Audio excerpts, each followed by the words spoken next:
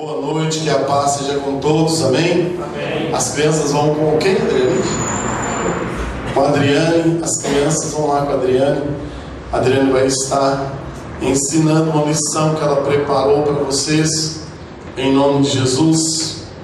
Amados, sem mais delongas, eu gostaria de convidá-los a abrirem comigo a Bíblia de vocês, a Palavra de Deus, no capítulo 1 do livro de Neemias, a partir do versículo de número 4, amém?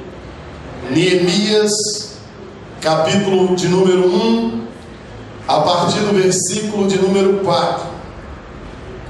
Nós estamos no mês de intercessão, e eu quero falar sobre o perfil de um intercessor. O perfil de um intercessor. Os amados encontraram? Amém.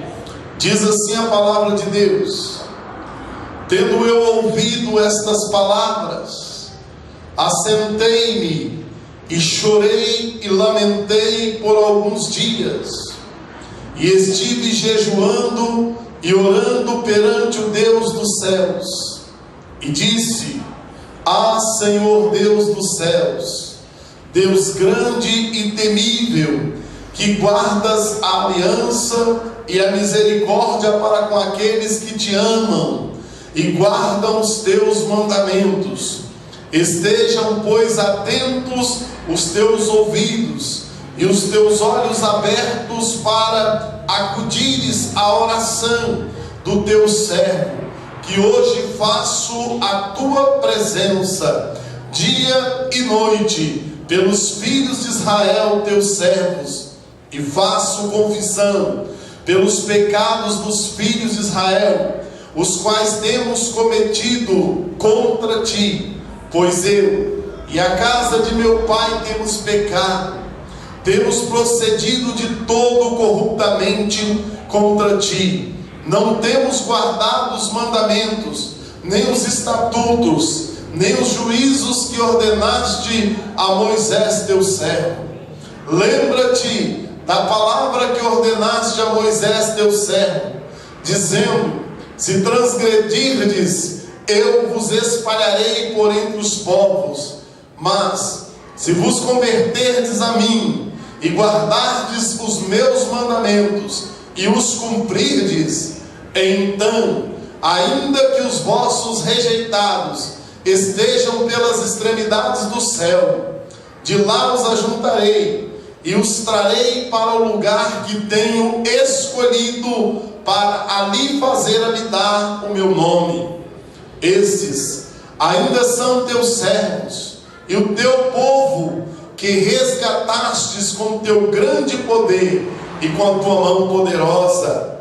Ah, Senhor, esteja, pois, atentos os teus ouvidos à oração do teu servo e a dos teus servos que se agradam de temer o teu nome. Concede que seja bem sucedido hoje o teu servo, e dá-lhe mercê perante este homem. Neste tempo eu era copeiro do reino. Amém? Amém. Digam graças a Deus. Graças a Deus. Digam glória ao Pai. Glória ao Pai. Glória ao Filho. Glória ao Filho. Glórias ao Espírito Santo de Deus. Aleluias.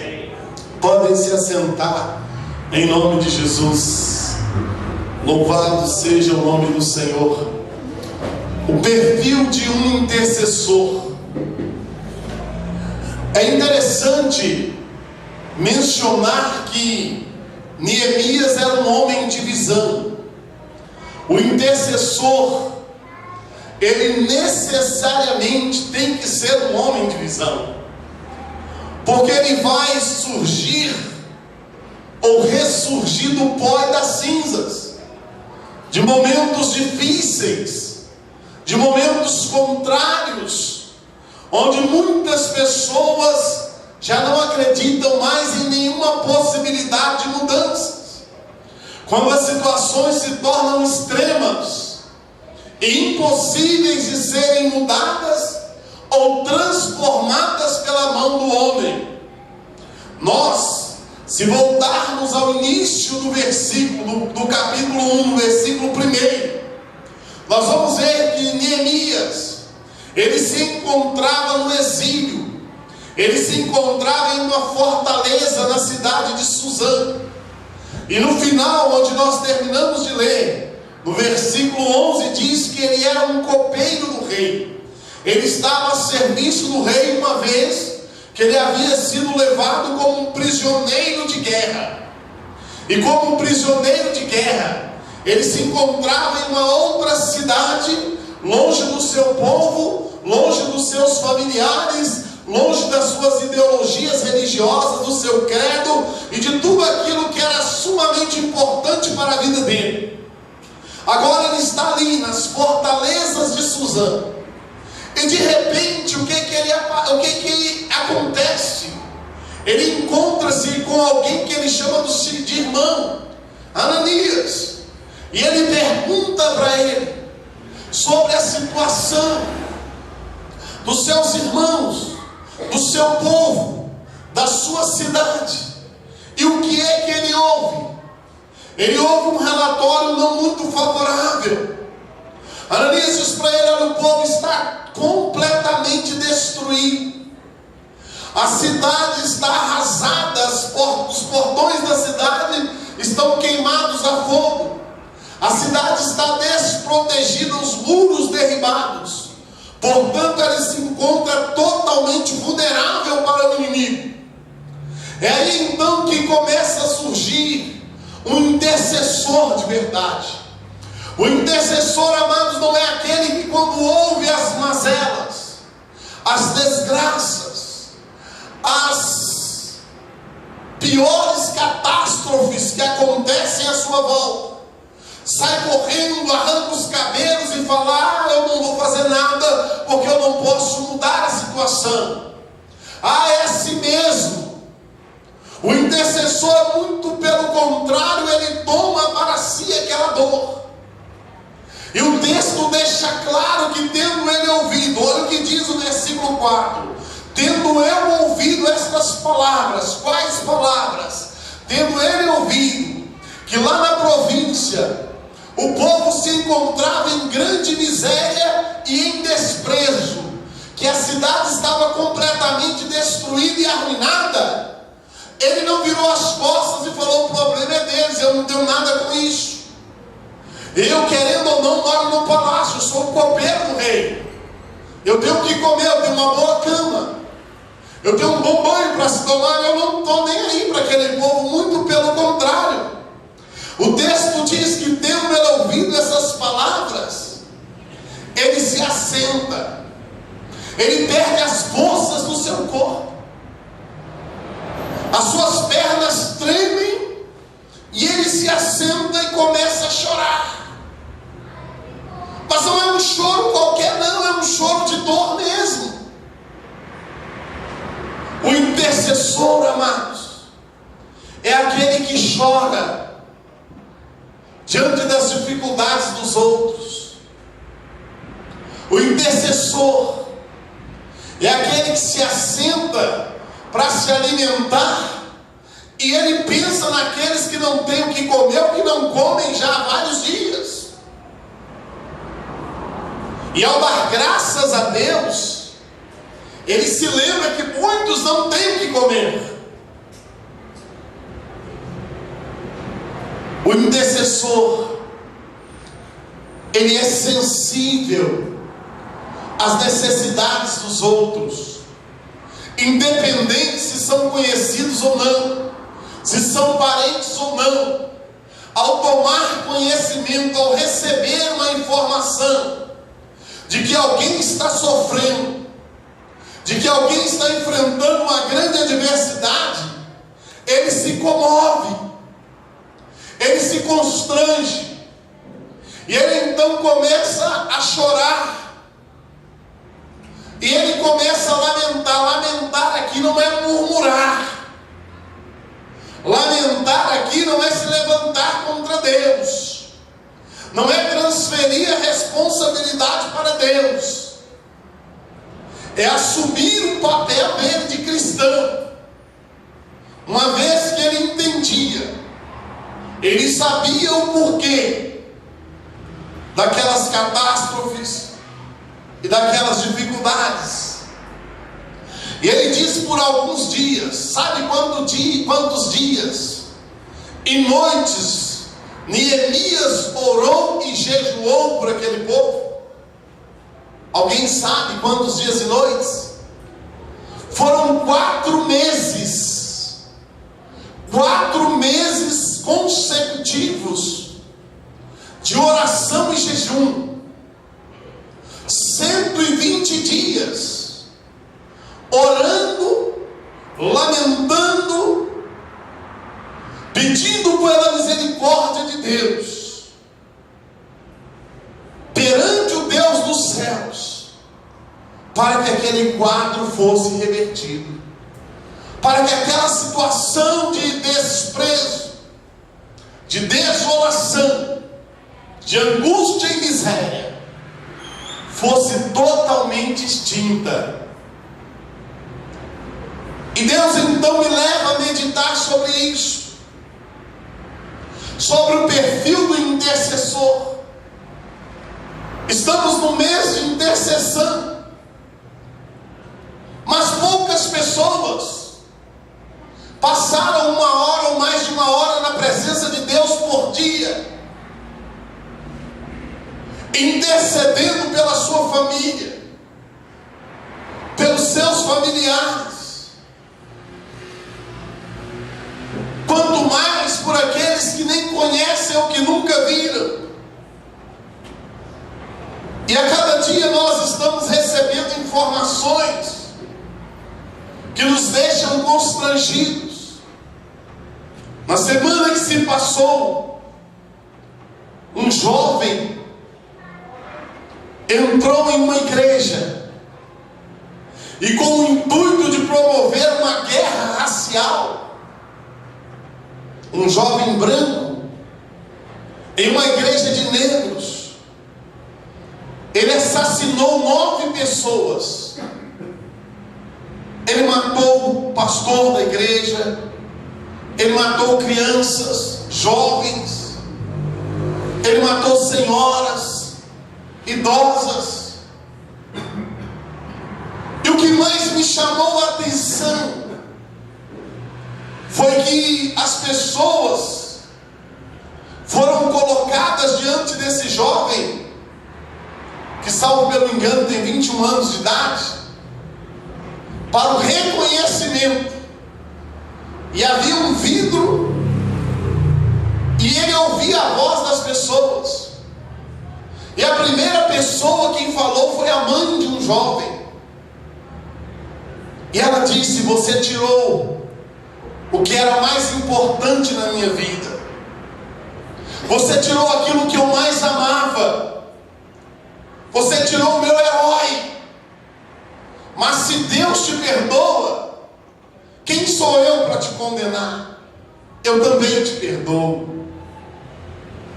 Aleluia. Que você possa ter um encontro com Deus, com o Senhor Jesus Cristo, para que Ele te ajude na situação que você está agora. E aí veio uma outra jovem. Ele havia matado o avô dessa jovem, e ela disse também que o perdoava. Amados, e ela disse assim: conforme o estudo que nós tivemos na noite do assassinato, a palavra que foi ministrada no nosso coração, eu te perdoo. Não é fácil tomar atitudes como essa. É muito difícil ser assim. Mas a primeira coisa que se percebe no coração de uma pessoa que tem um perfil de um intercessor é que ela tem um coração quebrantado, que ela tem um coração voltado para as pessoas, para o seu próximo. E o Espírito Santo de Deus, Ele trouxe ao meu entendimento uma outra coisa que é muito importante. O intercessor não pode ser uma pessoa invejosa. O intercessor não pode ser uma pessoa invejosa.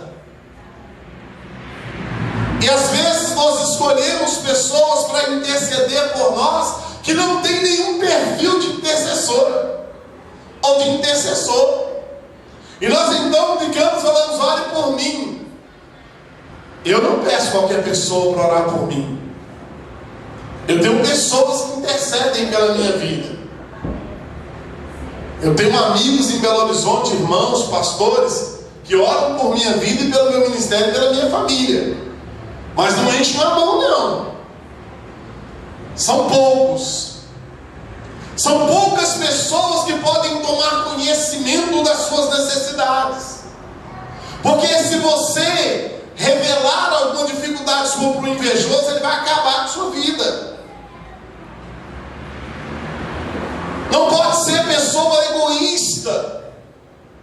O intercessor não pode ser egoísta. Ele não pode pensar somente em si próprio. Ele tem que pensar em outros. E Neemias, além de ser um homem de visão, ele possuía o DNA de um intercessor. Ele possuía as características de um intercessor.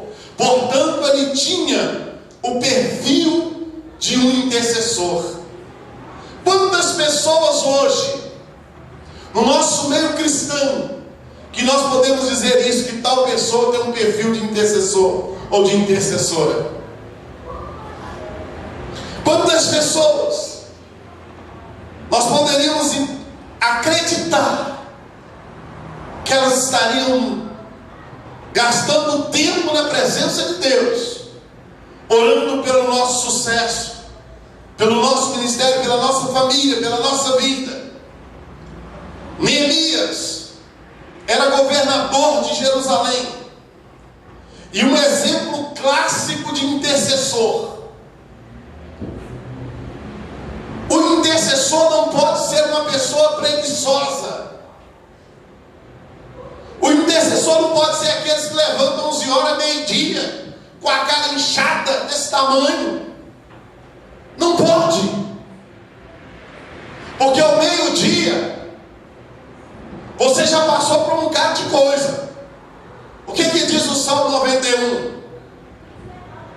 Porque ele te livra da seta que voa de dia e da mortandade que assola o meio-dia, e da praga noturna, e das pestes que se propagam na escuridão. O intercessor, ele antecede, ele antecipa a catástrofe e se coloca na brecha, na posição.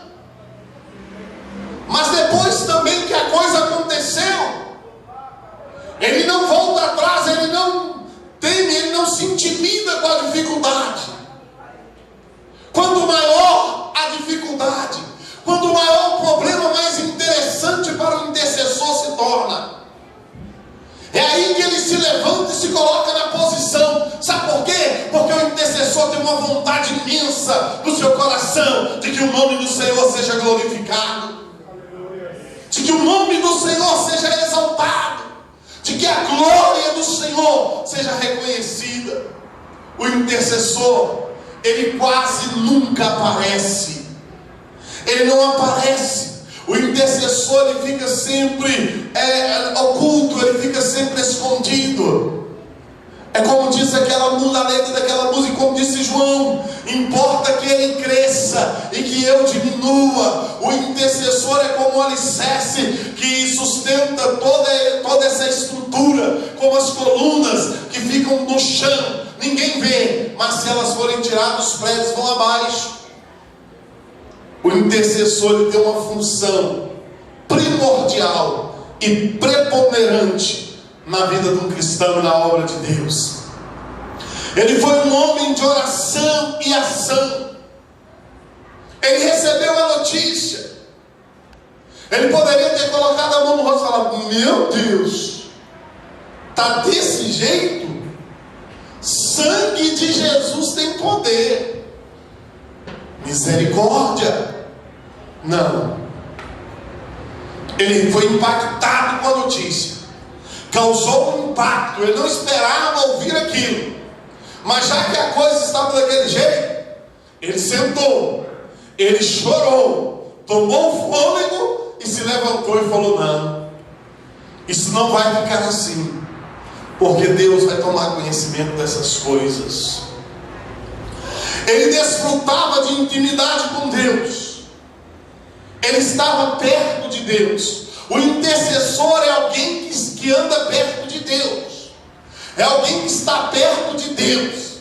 É alguém que vive em constante oração. É alguém que tem intimidade com Deus.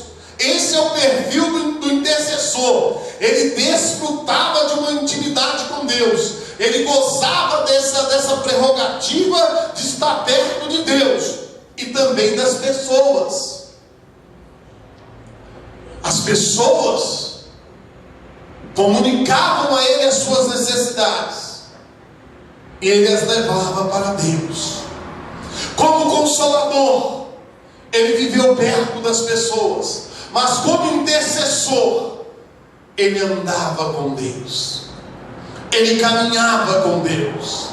Porque, amados, existem coisas nas nossas vidas que só Deus pode fazer.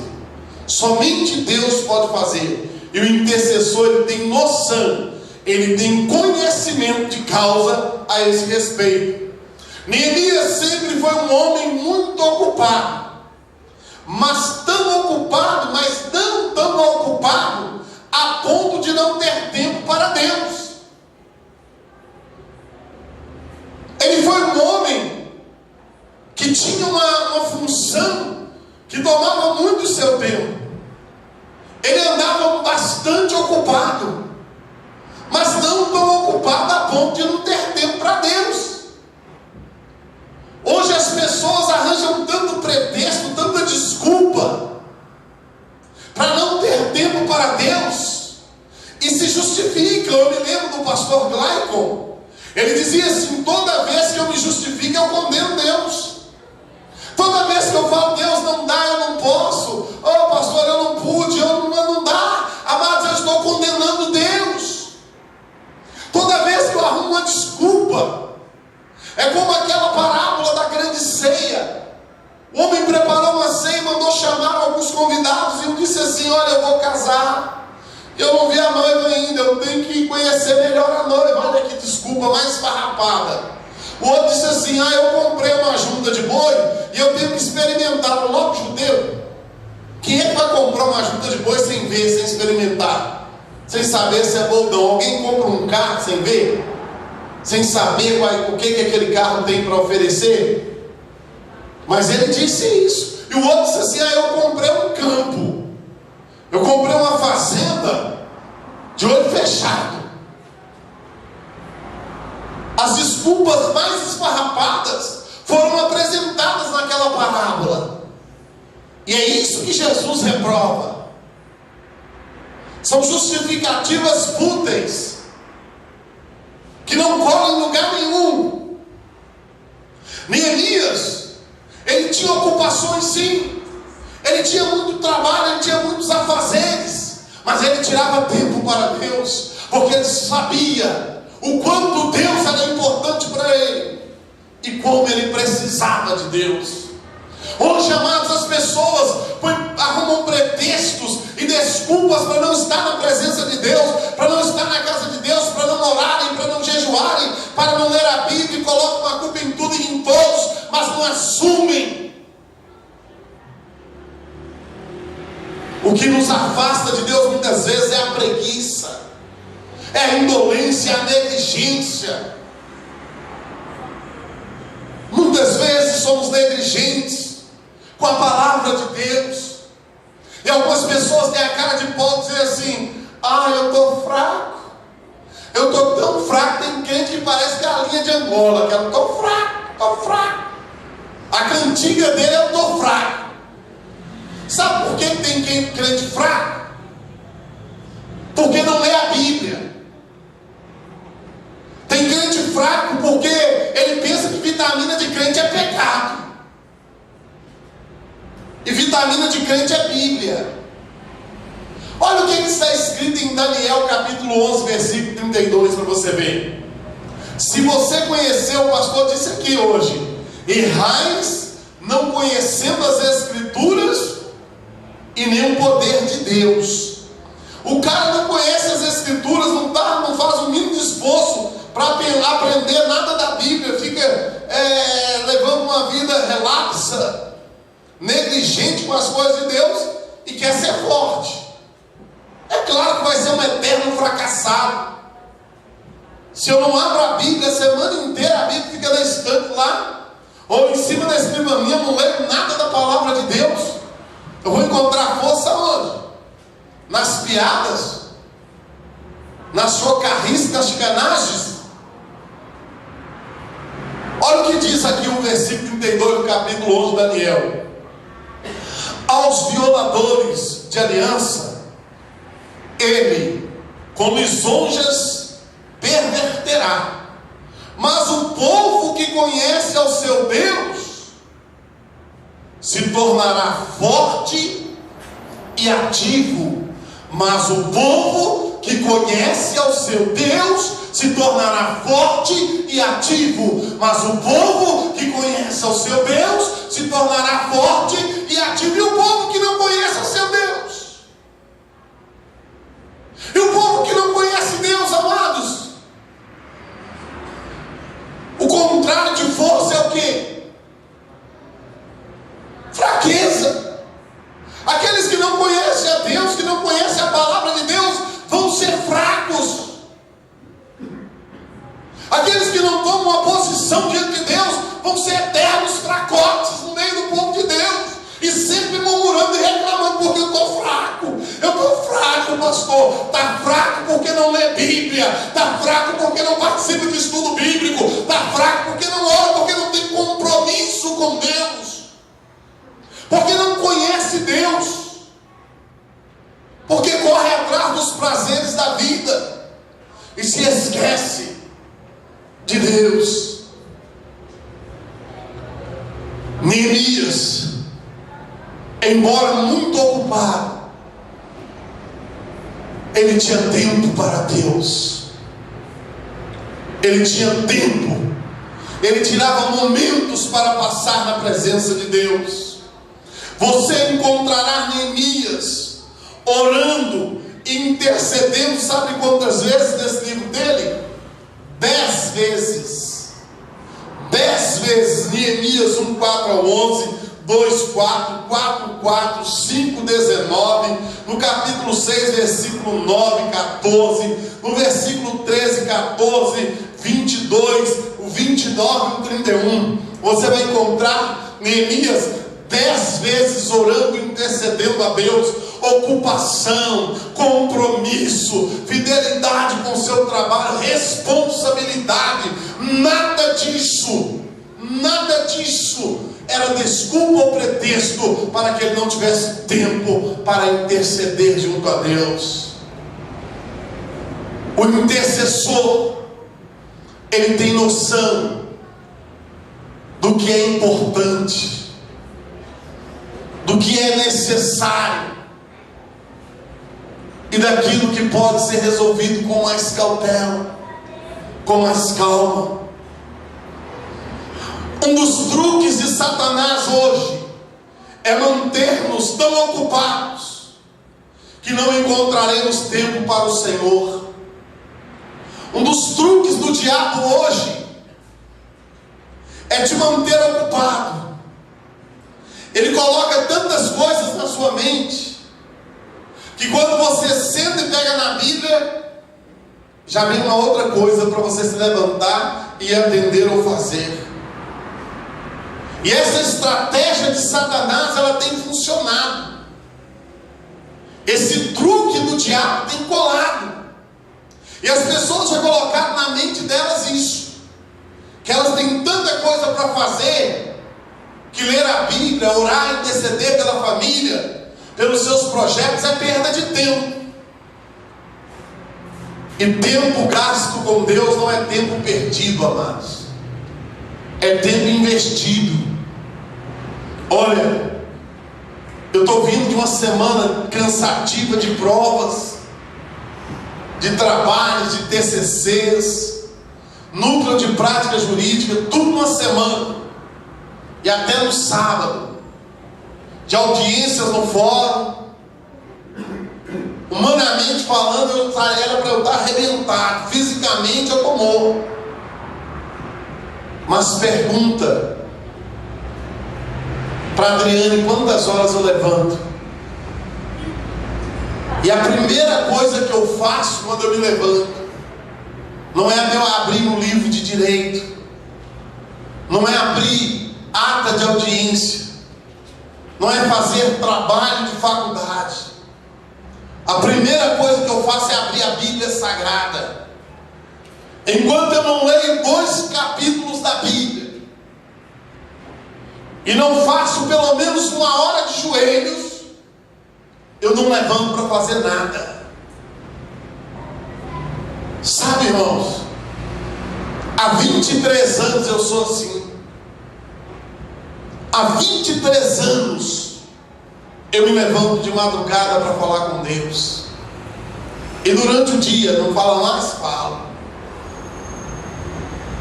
Às vezes eu estou sentado, o Espírito Santo fala comigo, levanta e vai orar. E como eu estou falando de intercessão, na sexta-feira, 2h30 da tarde, eu me assentei com o intuito de estudar. E o meu telefone tocou. E eu ouvi uma voz do outro lado chorando, dizendo: não tem jeito, eu vou me matar, eu vou me suicidar. Eu dizia: quem está falando? Qual o seu nome? Aí não falava o nome. Eu então disse: em nome de Jesus Cristo, espírito de morte, Exu caveira, tranca-rua. Quando eu falei isso, a voz mudou. E aí já virou a voz do demônio. Ele começava a rir do outro lado, e dizia que ele era forte, que ele queimava, e dizia que a pessoa era dele, ele é meu, eu vou levar ele hoje. Eu dizia: em nome de Jesus, você é um derrotado, Jesus te venceu lá na cruz, está escrito. Ele dispôs publicamente, ele rasgou a cédula que era contra essa vida é liberta, o sangue de Jesus tem poder. E fiquei de 2 horas até 3h30 orando por essa pessoa, que caía, a voz sumia, que tem a voz do diabo. Aí ligava de novo. Eu até perguntei para o pastor Juarez, eu não sabia que demônio ligava para a gente não. E o telefone ligava e a voz dizia: você está aí, você está aí. E eu sei que ele não é onisciente, ele não sabe, ele não é onipresente, ele não tem o poder de estar lá e estar aqui. E eu ficava orando no Espírito. Aí ele: você não vai responder não, eu vou matar ele. Eu disse: não vai, não vai. A Bíblia diz que Deus dá ordem aos seus anjos a nosso respeito. Olha o anjo que está entrando, levanta a sua cabeça. Ele falava: eu não vou levantar, eu não vou ver. E isso foi, eu só falei até 3h30, 4 horas. Ele me ligou até 6h20 da noite.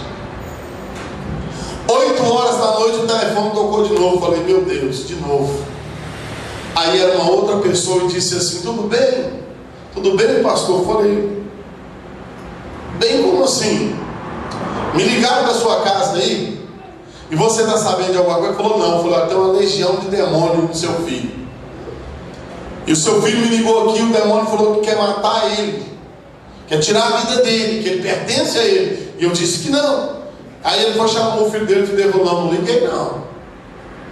Eu não liguei. Eu falei: olha no seu telefone quantas chamadas tem aí. E aí a mãe dele foi até o quarto e lá estava uma faca que ele por várias vezes passou a faca no pulso e a faca não cortava. Ele passou a faca no pescoço e a faca não cortava, porque esse é o momento que eu estava intercedendo, esse é o momento em que eu estava orando. E eu então orei de 2h30 da tarde até as 18 horas.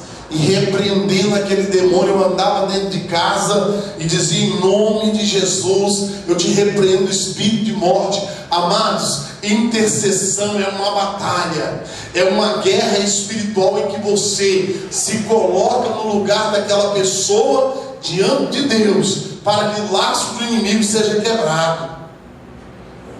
Mas o diabo, ele quer tirar de você essa visão, e um dos truques dele é esse: é manter você tão ocupado, arruma tanta coisa para você fazer, que nem se você estiver empregado em um serviço público ou privado, você não vai ter tanto tempo assim.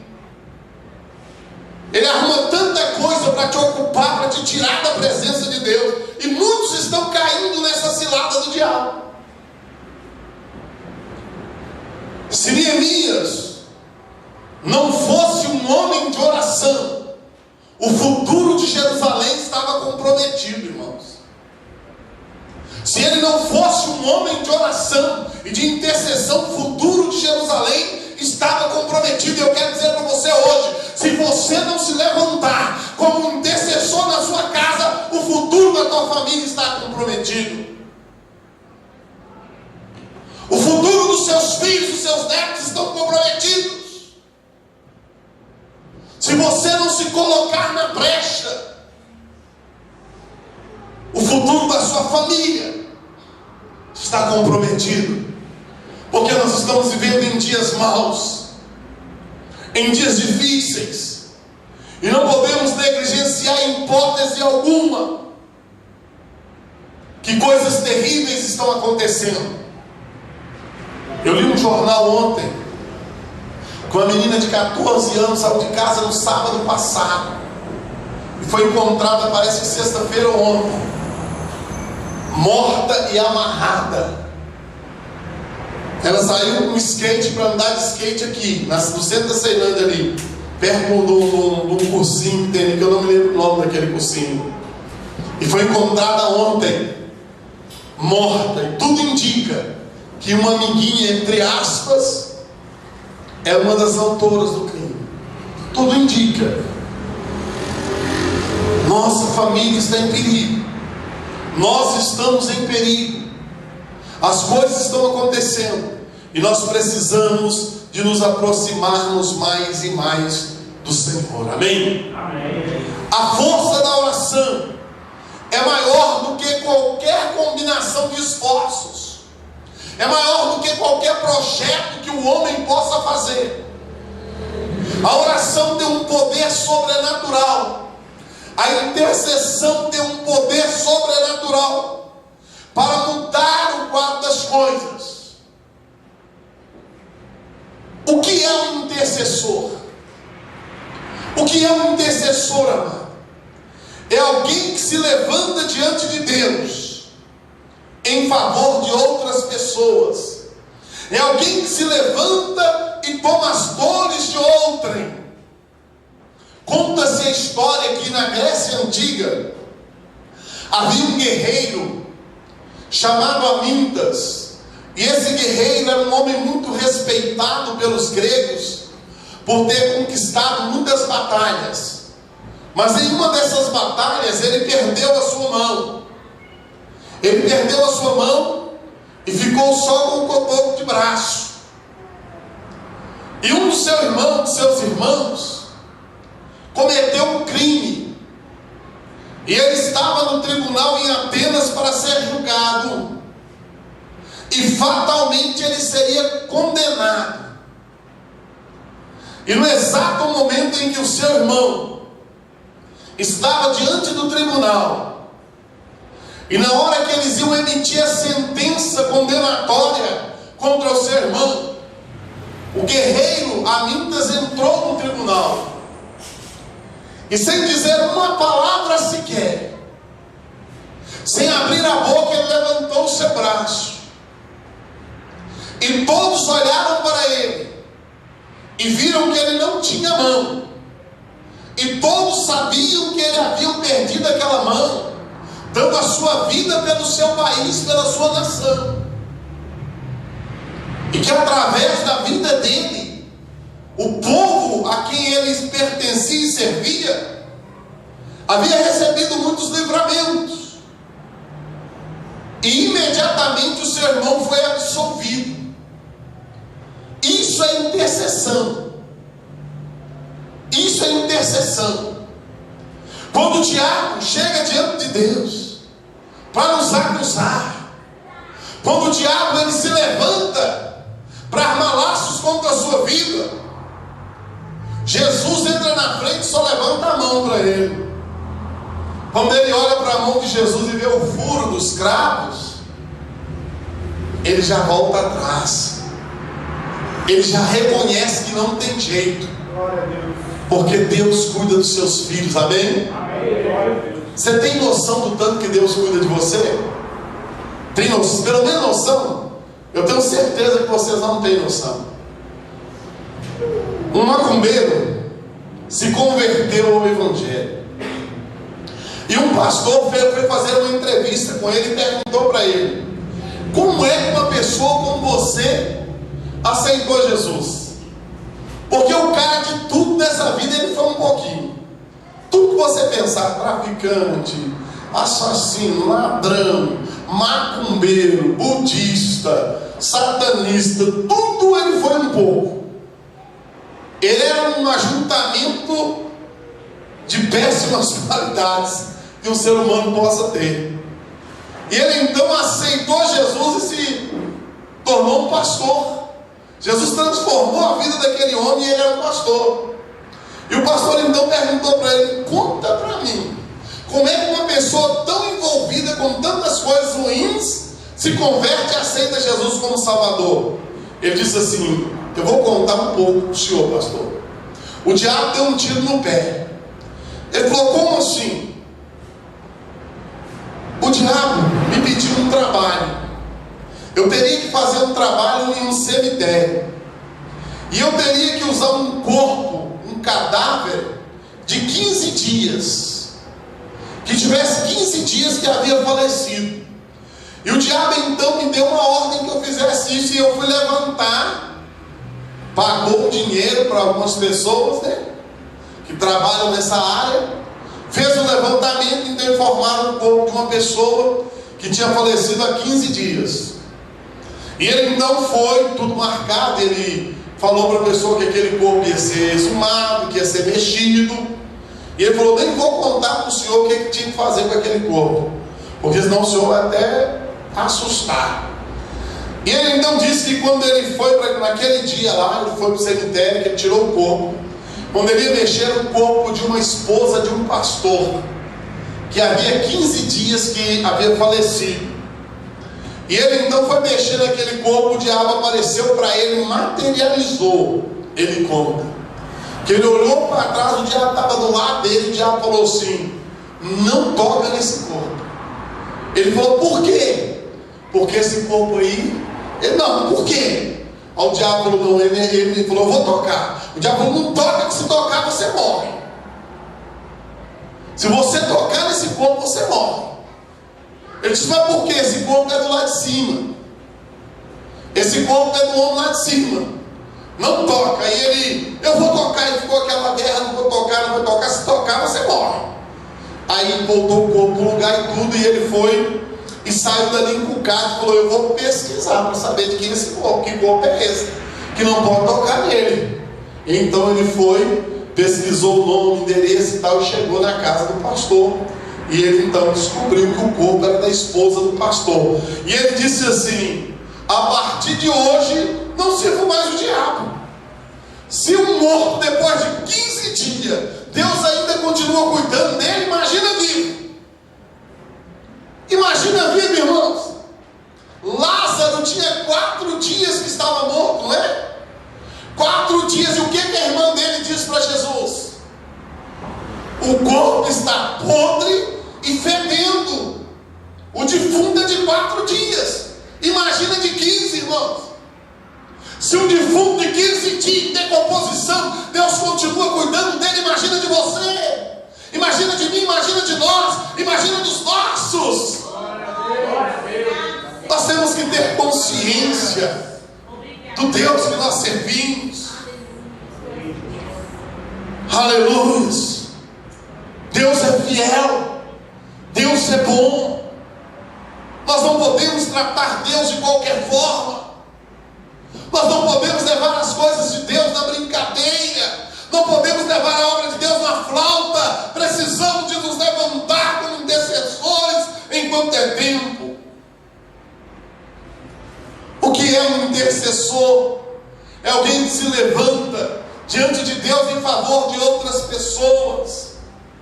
É alguém que sente os fardos dos outros sobre si. Nós vemos aqui no versículo 4, como é que estão meus irmãos? Eles estão em completa miséria, a cidade está destruída, aquele peso caiu sobre os ombros de Neemias, e ele então se assentou, começou a chorar, se levantou em jejum, em clamor, falou: Deus, eu não vou ter sossego a minha alma, não vou dar sossego para a minha alma, enquanto eu não ver o quadro ser mudado. Mas nós parece que é o contrário. Quanto mais difícil fica, mais acomodados nós ficamos, menos nos aproximamos de Deus. O intercessor é alguém que reconhece a soberania de Deus sobre si. Olha o versículo aí de número 5. O intercessor, ele disse: ah, Senhor Deus dos céus, Deus grande e temível, que guardas a aliança e a misericórdia para com aqueles que te amam e guardam os teus mandamentos. Ele reconhece a soberania de Deus. O intercessor é alguém que se firma na fidelidade de Deus. Não é nas circunstâncias, é na fidelidade de Deus. E Deus é fiel, amém? Deus é fiel para cumprir tudo que Ele tem falado ao meu e ao seu respeito. Aleluias. O intercessor é alguém que importuna a Deus com suas súplicas. Neemias orou por 120 dias, dia e noite, jejuando e clamando ao Senhor. Lembra de Jesus falando daquela viúva que dizia: julga minha causa. O juiz saía de manhã: julga minha causa. O juiz ia almoçar: julga minha causa. O juiz ia no banheiro: julga minha causa. E o juiz disse: não tem jeito, tem que julgar a causa dessa mulher, porque ela importunava o juiz. O intercessor é alguém que importuna Deus. É alguém toda hora que se lembra da dificuldade do irmão: Senhor, atende o meu irmão, supra as necessidades dele. E a Bíblia diz que Deus é poderoso para fazer infinitamente mais além daquilo que nós pedimos ou pensamos. Deus vai fazer mais do que você pede e muito mais do que você pensa, em nome de Jesus. Um intercessor é alguém que confessa seus pecados e o pecado do povo ao Senhor. Ele diz: eu tenho pecado, eu e a minha casa pecamos contra o Senhor, por isso as coisas estão desse jeito. Mas as pessoas pensam que o pecado delas não atinge os outros, não afeta os outros. E afeta. Mas quando nós confessamos o nosso pecado, a Bíblia diz que Ele é fiel e justo para nos perdoar os pecados e nos purificar de todas as nossas imundícias. O intercessor, ele confessa. O intercessor é alguém que se estriba nas promessas da palavra de Deus, alguém que se lembra da palavra de Deus. E Neemias, ele se lembrava da palavra de Deus. Olha o versículo 8: lembra-te da tua palavra, lembra-te da palavra que ordenaste a Moisés teu servo, dizendo: se transgredirdes, eu vos espalharei por entre os povos, mas se vos converterdes a mim e guardardes os meus mandamentos e os cumprirdes, então, ainda que os vossos rejeitados estejam pelas extremidades da terra ou do céu, de lá ajuntarei e os trarei para o lugar que tenho escolhido, para ali fazer habitar o meu nome. Amém? O intercessor é alguém que se estriba nas promessas e na palavra de Deus. Ele não confia nas suas habilidades, no seu potencial, na sua capacidade, na sua oratória, mas na palavra de Deus. Aleluias. O intercessor é alguém que se associa à devoção e à ação. É alguém que se associa a momentos de comunhão com Deus, a atitudes de benevolência, atitudes boas, voltadas para os seus pares, que se preocupa com as necessidades de seus irmãos, do seu próximo, em nome de Jesus. Amém. Amém. Pela oração de Neemias, o coração do rei foi quebrado, foi quebrantado, melhor dizendo. Se tem alguém de coração duro perseguindo você, perseguindo algum familiar seu, atribulando a sua vida, comece a orar por ele, comece a interceder por ele, coloque ele nas mãos de Deus e deixa Deus moer o coração dele, deixa Deus quebrantar o coração dele, e aí você vai ver a mudança que vai acontecer. Deus abriu o coração do rei através da intercessão de Neemias. O povo se levantou e começou a trabalhar para restaurar os muros da cidade, para reconstruir o templo, para buscar a Deus, para voltar à presença de Deus. E a cidade de Jerusalém foi reconstruída, foi reconstituída, amados. Se não fosse a posição tomada por Neemias, se Neemias não tivesse o perfil de um verdadeiro intercessor, o futuro de Jerusalém estava comprometido. Mas Deus levantou Neemias, e Ele quer levantar a mim e a você nesses dias, em nome de Jesus. Amém?